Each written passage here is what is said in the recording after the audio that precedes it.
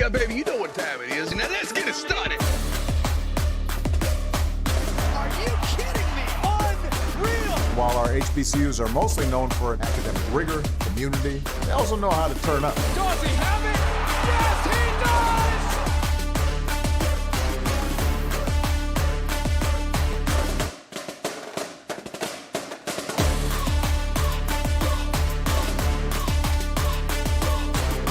And that might be the knockout punch.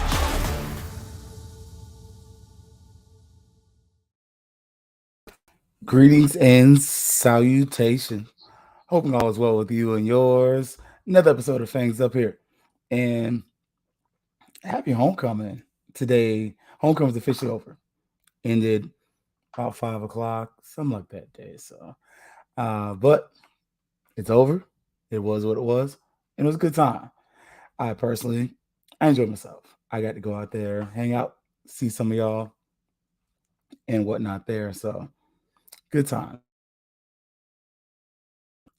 Had to clear my throat a little bit. As y'all can hear, it's still a little bit there. But it was a good game, y'all. It was good game, good week. But before we get into that, big shout out to HBCU Digital Network. This is home. Also, Cable Busters for the low price of $35. You get live sports, live TV, 3 devices. It's a pretty good deal. Just saying. Just go put that out there. And again, the homecoming game, there was fireworks, the alumni band, the marching 100. Everybody was awesome. Tailgates were great. Again, big shout out to Kelvin and the crew. And man, I gotta find a place for the post game. But thanks to my parents, we did do a little something in the sunroom there. Just try to make sure we do something post game.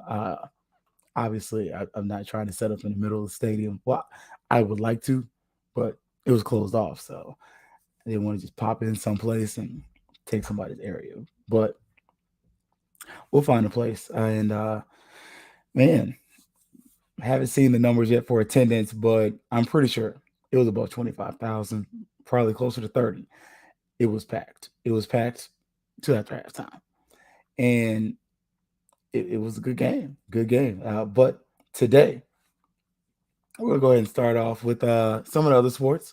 Women's basketball is going to be starting on November the 2nd. They're going to have their first game of the season, and I'm excited for that. Against the University of West Florida, they were a lower division team, but out of Pensacola, I almost said Panama City, but Pensacola, they're making about 2.5, 3 hour ride to Tallahassee to play the Lady Rattlers. So it's a good time to be had.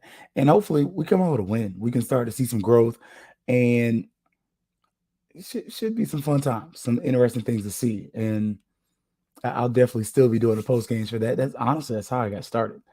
Just kind of talking about what was going on with the men's and women's basketball post game. I'm like, man, what's going on? Oh, hey, this is really awesome. And that's kind of how we got here. And also because I just didn't see a lot that were doing this. But that being the case, again, homecoming was a success. And volleyball kind of kicked it off, and they kind of finished it as well. SWAC cluster today.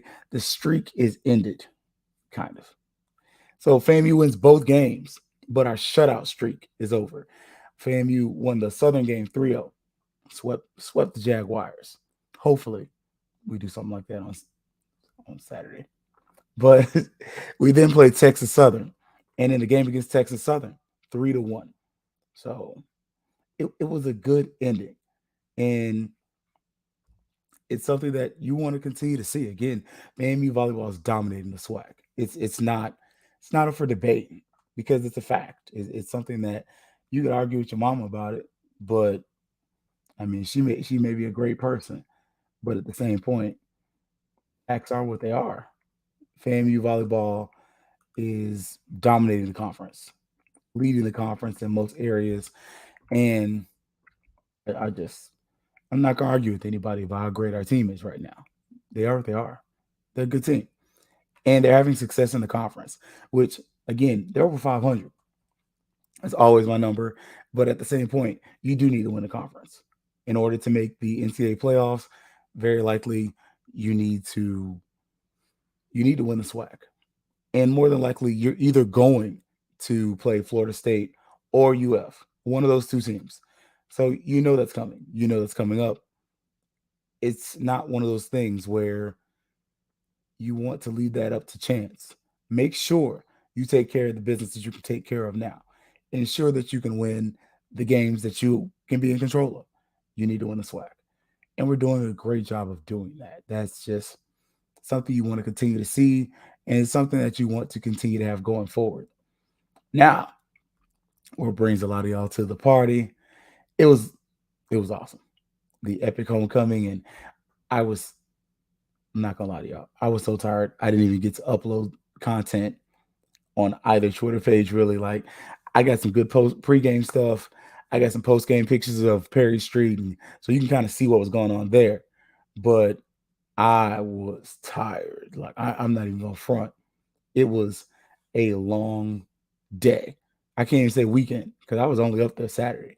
I got there Friday night. I left Sunday morning. Like no Pepsi this time. But it was a lot different. It was a long day though, y'all. And it started at the beginning. Hopefully you got to go to the yard runners. They were giving out free t-shirts. They didn't have it in my size, but I still got one. And I gave it to somebody. I gave it to my mom. Like my mom loves FAMU. Like this is a gift from my mama right here. Like I'm sorry. I'm just one of them. And it was a great time though, man. So many events, so many activities, and if you missed it, you missed it. It was homecoming was pretty until like late last night, and honestly, that wasn't close to FAMU. That's closer to Florida State, but you did have a shooting that happens. Uh, I tell y'all, be safe, be careful out there, because everybody ain't. Yeah, everybody just ain't. We gonna keep it there, so we can keep it respectable. But it was a good time, and I'm not gonna lie to you. I was never, it's homecoming. You're never not comfortable around your people like that. That's just it's never that. But it was packed. It was. I got to see the Rattler walk. Coach Simmons and the crew walk in. Got some video of that. Again, we're gonna try to work on some of that. I'm gonna try to work on that after the show. But it was a great showing. And if you missed the game, it is on YouTube. They do have a rebroadcast of it. I'm actually, if you see me looking up, that's what I'm looking at right now. They have the halftime. So I had to rewatch the game just because I was up there in the box and working and doing some stuff, and I didn't get to watch it. I was focused on really one thing. And so some of the minor parts I may have missed. And I kind of want to see that. I want to see, like, oh, snap, that one play where Musa ran that play action, or not play action, that bootleg, fooled the cameraman, fooled me too, like all of us. And he's running to the right, like, oh, snap, there go Musa. Like, so I want to see that again. Kind of want to go back and see some of those turnovers too. Like, it was, again, it was a huge event, huge day.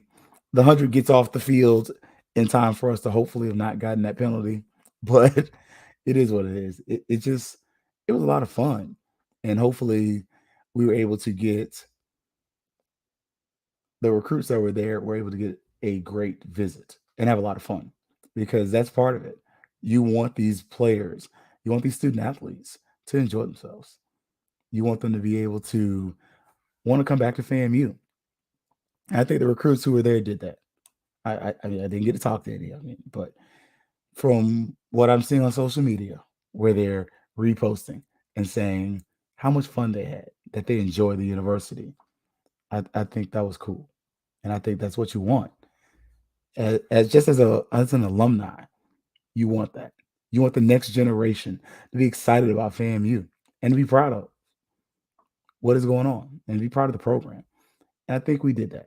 I think this weekend, FAMU excelled in doing that. It's very easy to criticize what's not going right, but it was it was a vibe, and it was a lot of fun.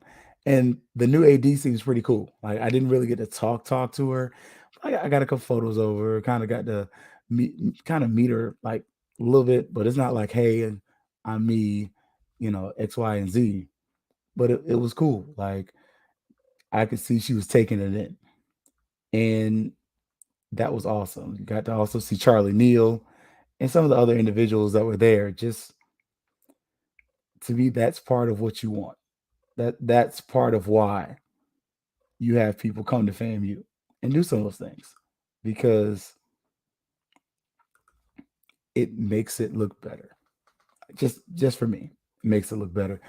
And it was great. It was awesome. And we won like 24-6. We did block special teams. Let me start off there. I got them at the bottom of my list, but I'm gonna move them up because last week we rode them. But I kind of mentioned Chris Fadul had his jersey on pregame, like full helmet, pads, everything. Special teams was no joke. Yeah, we missed a field goal. It's a 54-yard field goal. I'm not anything above 45 yards with unless it's like 3-4 seconds left on the clock. I'm not gonna get mad at you. And even then, I'm gonna ask, why did we put you in that position? But 54-yard field goal, when he missed it, I was like, oh, okay, he missed it. It's gonna happen. That's a long kick. And it looked like he had the distance. It just felt like went to the right. I had to rewatch that. That's in the first half, first quarter, I believe, just from watching the game. And it was all right. It was cool. I definitely took something away from that. But man, you block a kick. That was huge. I don't know the last time FAMU blocked a kick. It's been a little minute. Like FAMU special teams was really good, very solid, and we look nice. We look nice. I was pleasantly surprised for that. Um, but yeah, man, we're gonna take a short 30-second break. Honestly, it's a water break, but we're gonna take a short break.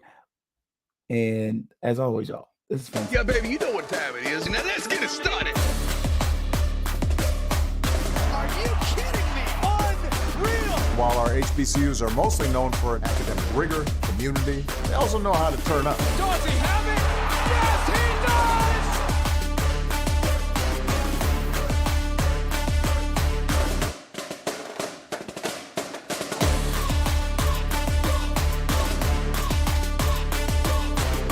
And that might be the knockout punch.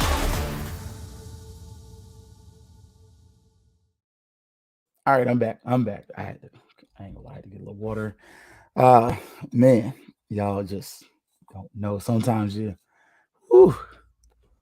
But again, I was talking about special teams, and they were good. They were last week was a anomaly, and I was okay with it. I was annoyed, but considering that's not the norm, that's all right. Every once in a while, you're going to make mistakes. I mean, you're not going to be perfect, but that being stated, it was okay. Uh, Now the offense, it was a tale of two halves. FAMU is still yet to play 60 minutes of good offensive football. Defense has been there. Defense is giving you a 60. They have. I don't I don't think too many could argue with that. That's just my personal opinion. I could be wrong, but the defense has played good. Now the offense, they're not always giving us a full 60. I'm just saying that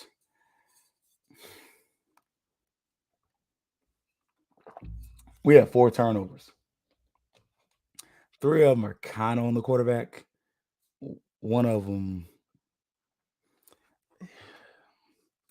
I thought he could have ate the sack, but he did get hit while he was throwing the ball.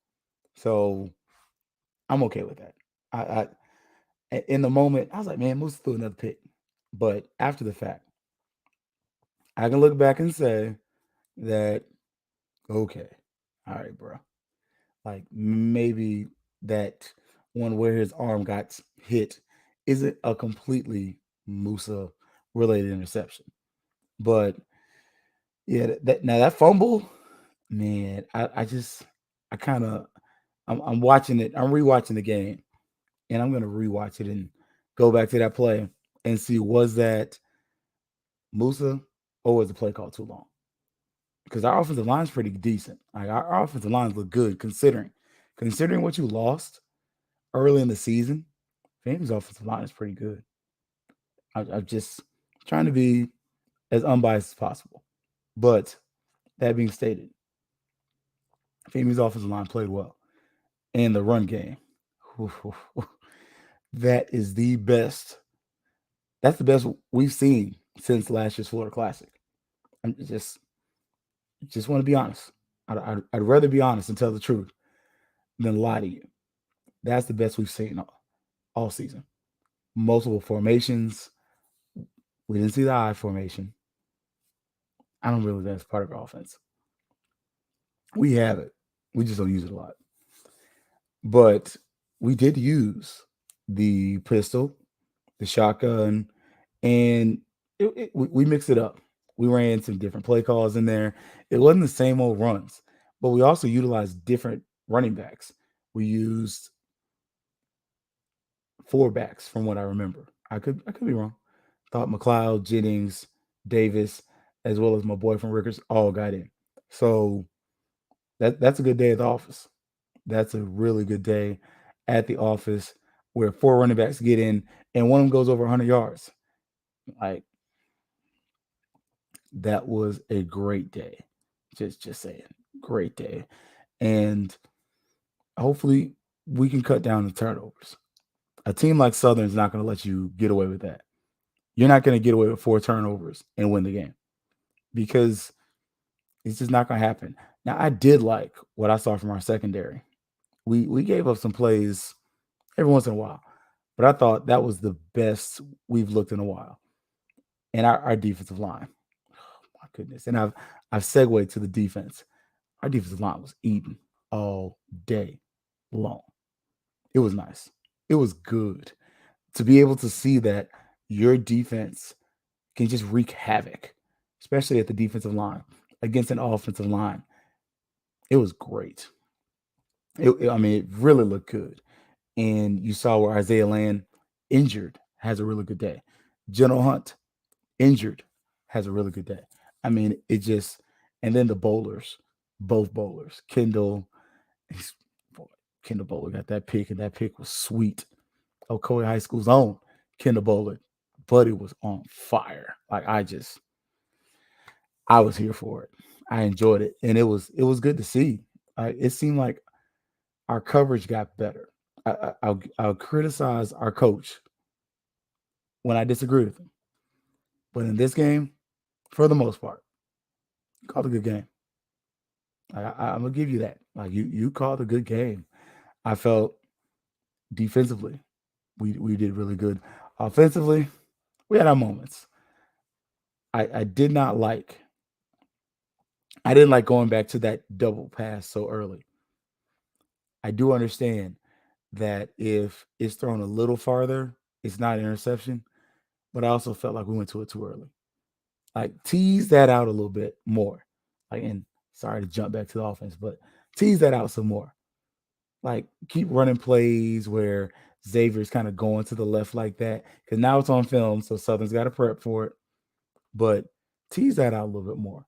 Like run a few more plays that kind of cause that action, make that safety come up, make that corner come up, something to where the defense is just relaxed just a little bit more because that's when you're going to get it to me. And then you start to see that maybe they just don't get in a set where they give that up. Maybe they're just like, no, I'm not going to give this play up. I'll give up 4 to 5 yards instead of giving 40 to 50. That's just me and my 2 cents. But for the most part, looking back at it, the plays I remember, we were solid. And again, it's the game's playing in the background. If you see me looking up, I'm looking at the FAMU game. I'm not looking at NFL tonight. Bucks lost on Thursday. Yeah, that was aggravating. Cowboys won, put that thing on them. So right now, I'm good. I'm good as far as football, but those are the things that for the offense that I was my biggest critiques. I don't know why Musa fumbles. I do know he gets stripped. I saw that. I was watching that, and it seemed like he was in the pocket for a while. It seemed like he was waiting on the play to develop. So I'm not sure if that was Musa kind of being greedy or was it just a product of the play. Again, sometimes the quarterback is being greedy. Other times, the plays take a long time to develop. And when they do that, you're asking the quarterback to stay in the pocket and wait. Like,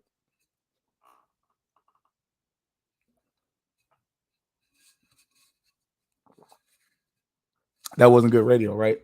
That's what we're asking the quarterback to do. Just wait. Wait until something happens. And then once it happens, you got to get rid of the ball. So that's where I kind of ask those questions with that. And I wonder out loud. And I'm not afraid to say that I wonder and that I ask questions. And I'm not afraid to ask those questions. I'll ask a fair question. I'm not gonna. I remember saying in the post game to one of the other people there, I think it was G or Gerald from the Democrat, him or Brian, and I was like, man, I want to ask Coach about that question, but I don't want him to get fined because that's selfish and it's just that concern for others. Because can he afford it? Probably, but is that something fair? Like, and Coach later on was like, yeah, man, I had a disagreement with the ref on one of the calls. And I appreciate that. Like he didn't throw the ref under the bus. And I'm gonna give these refs credit. I'm rewatching the game. They weren't terrible. Like there weren't a whole bunch of calls where I was just sitting there like, bruh, like what are you doing? Like there wasn't a lot of that going on. So I I I, I try my best to be honest when I can and be a little not always orange and green with the glasses. But yeah, in this circumstance and in this situation, yeah, yeah, it was definitely for me. It was one of those times where you kind of you left once you watching it, looking like the refs let him play. Like he had a couple penalties, but most of the penalties were fair, at least in my opinion. We had one that they missed though, like that Chris Fadul kick. They ran into him. They ran into Chris Fadul, and I felt that should have been a penalty. I that was just and that could be me being biased, but I did feel like Fadul was fouled. I felt like he kicked the ball. Somebody ran into him. He's on the ground, and that's particularly because that's how he got hurt. So that's going to be something that maybe the commissioner looks at, maybe the refs look at, and they say, "Hey, if that happens, we need to call that." But other than that, there weren't a bunch of egregious penalties, and I think I could be wrong, especially on the punt team. I felt like we were less aggressive just to ensure we didn't get those penalties. I noticed the guy on the outside that comes across, he pulled up before he got to the punter. There wasn't that go all out, try to block it every play. There was a lot more of, you know what, pull up, don't get the penalty, take the yards, and live to drive against them. Because if we're too aggressive in special teams and we're getting penalties, then we're giving them extra chances, extra opportunities, and we didn't do that. That was good. So I just kind of, as far as looking at the penalties and the refs, thought they were solid. Again, 8 penalties, I can live with that. You want zero. Let's just be honest. You always want zero. But to look at a game and see where there are 8 penalties for the entire game after you came off a week, I think we had 17. That's half. And coach addressed that. He's like, yo, the penalties where you're trying too hard, I can live with that. But it's those boneheaded penalties and the pre-snap penalties that drive me nuts. And I was like, yeah, I'm with that. I can agree with that. Another person asked that question. I didn't ask that, but I'm still the point. Uh, but it turned out as far as offensively, first half was solid. Second half, I don't think we scored until like third, fourth quarter. Into the third, early fourth quarter. We left we left points on the board. Like all game. You left points on the board. Another game where you left 20 points on the board. First two drives, you left points on the board. But the entire third and fourth quarter, nah, nah,